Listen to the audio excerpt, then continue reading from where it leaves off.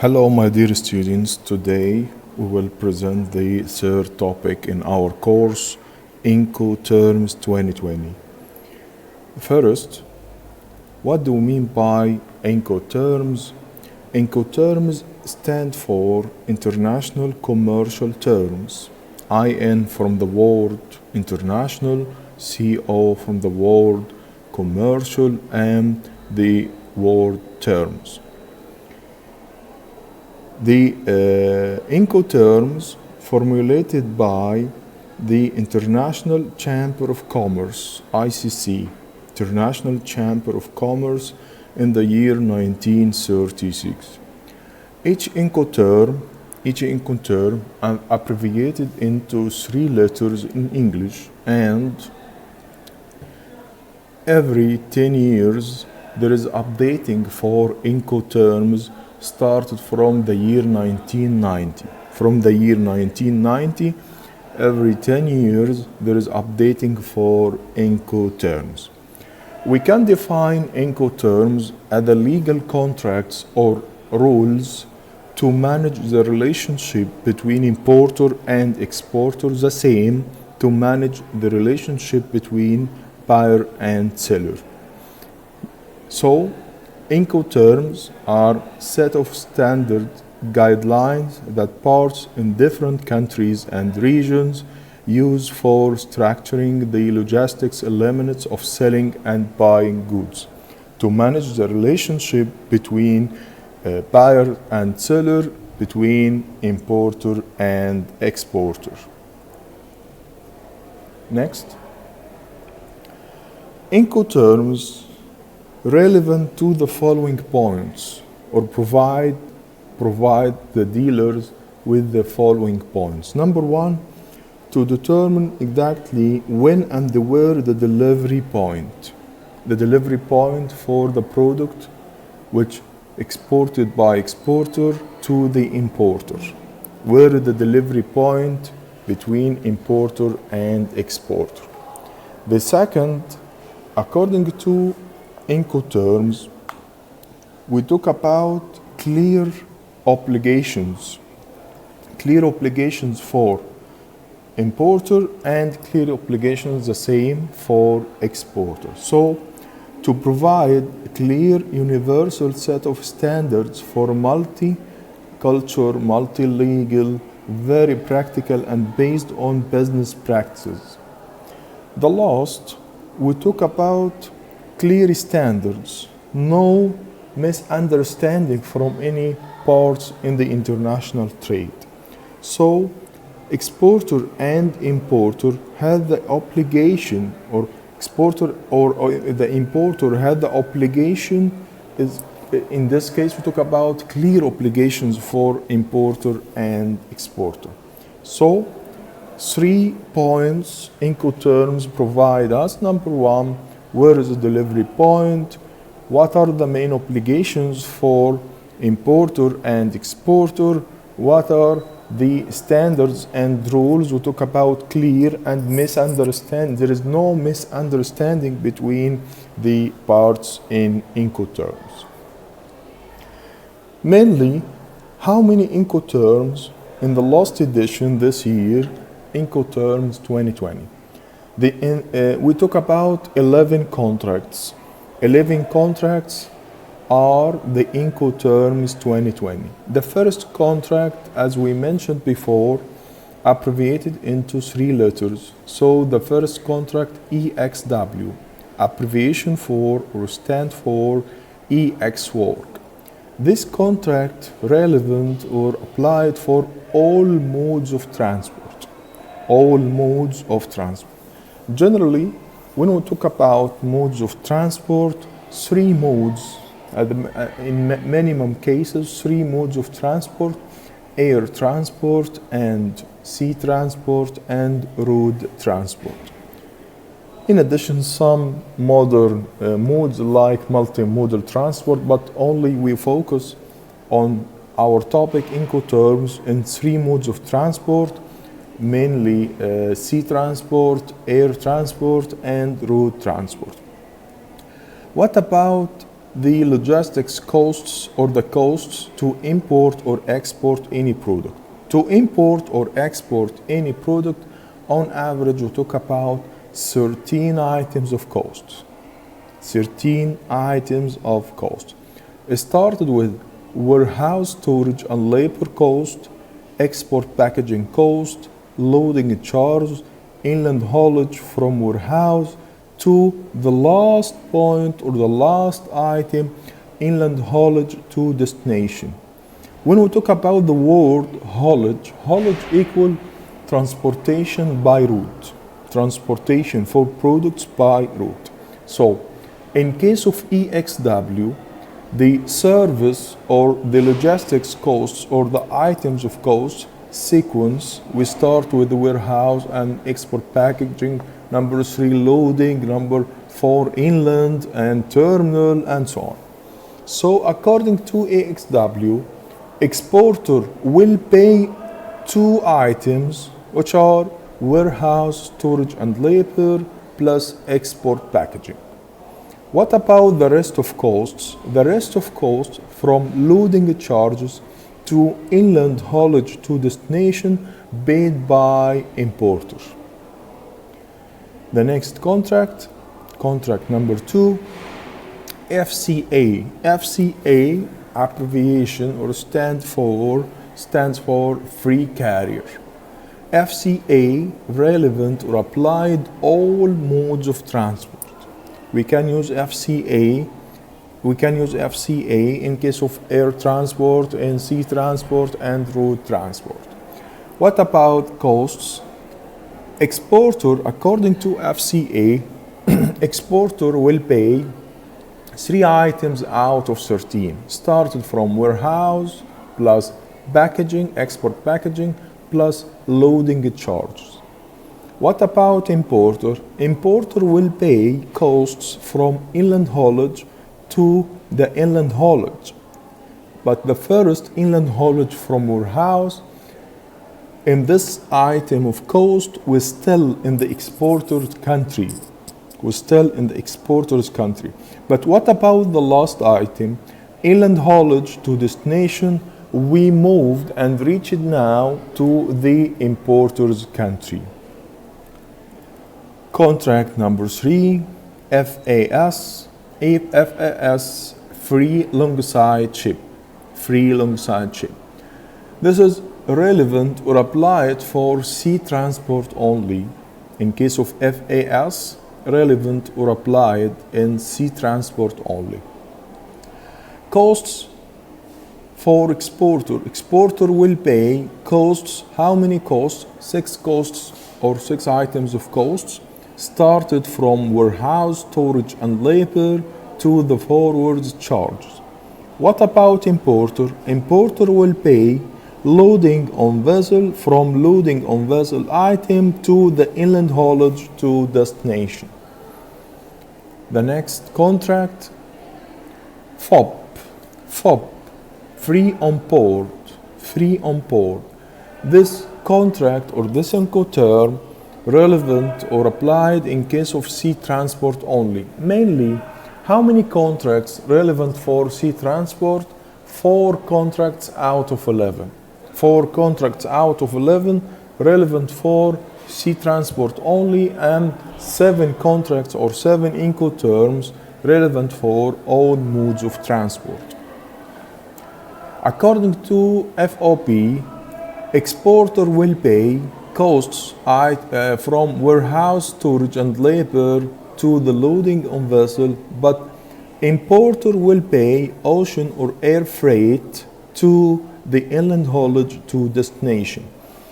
Mainly, when the obligations for exporter increase, obligations for importer decrease. Negative relationship between obligations for importer and for exporter.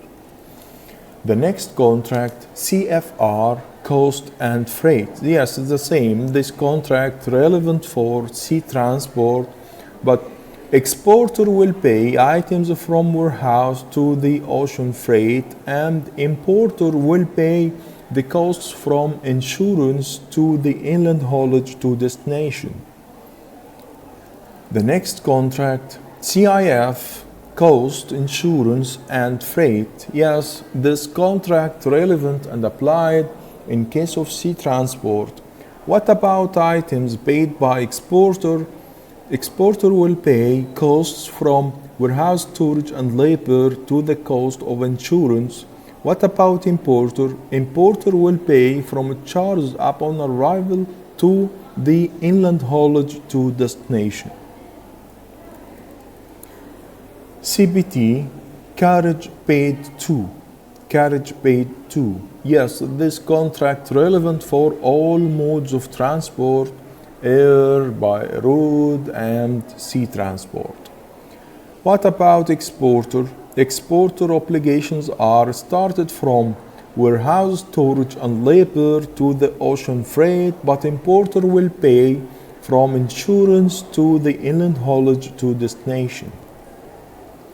CIP, carriage paid or carriage insurance paid to. Carriage insurance paid to.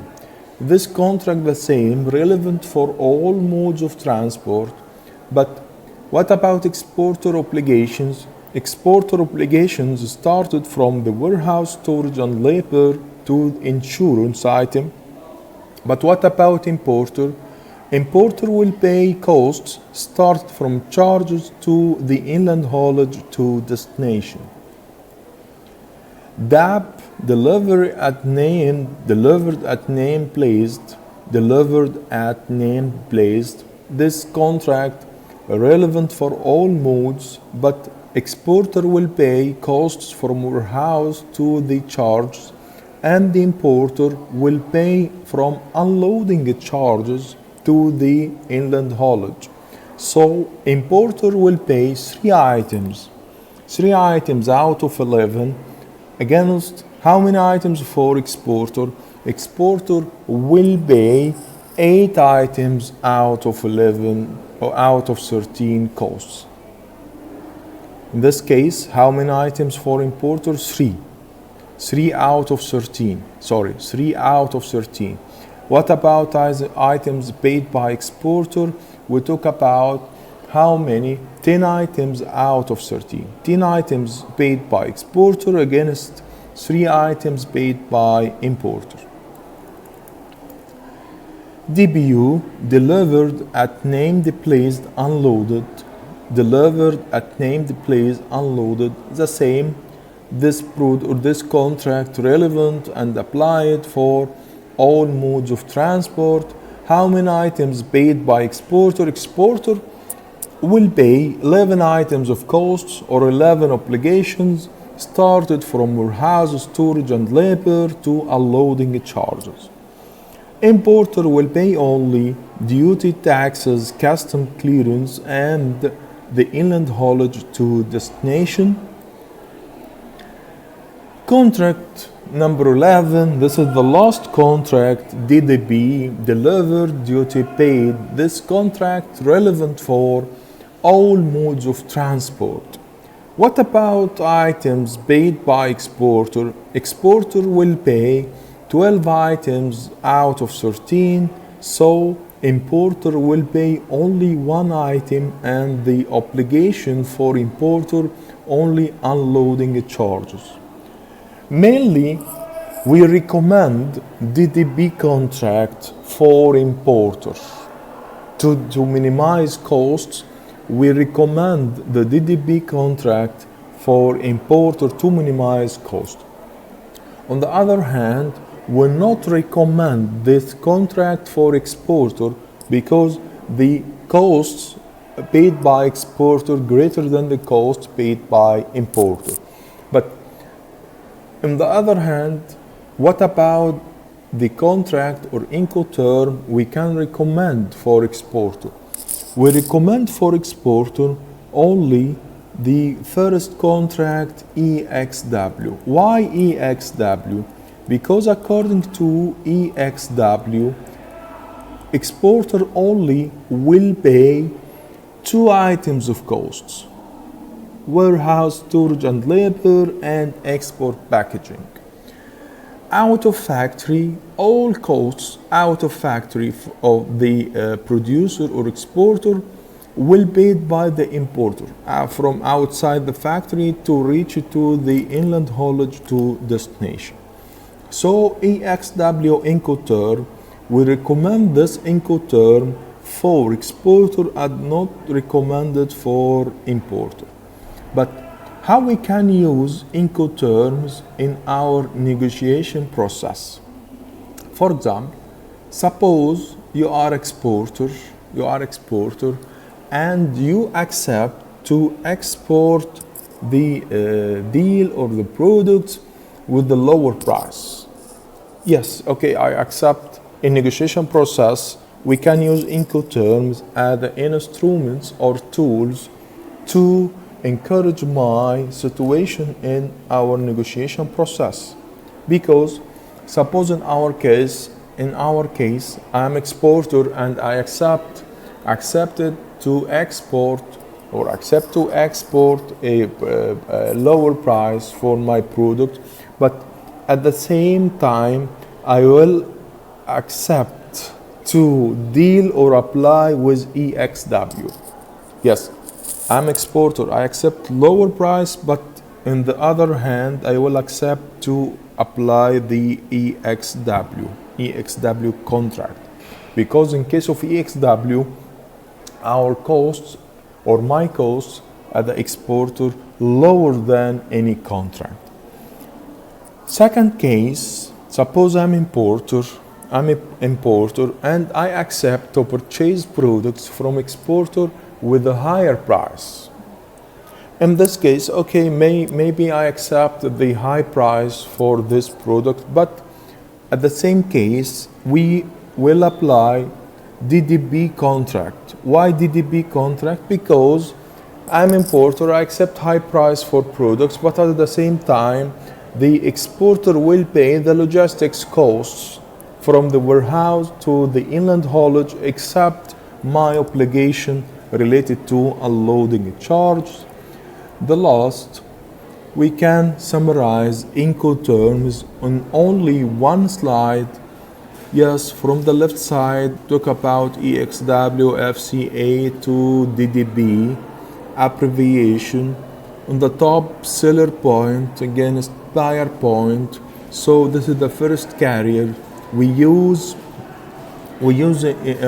inland haulage or transport by route, long side ship, loading, and this is the movement of product from 2 points, from the first carrier to alongside ship to loading port.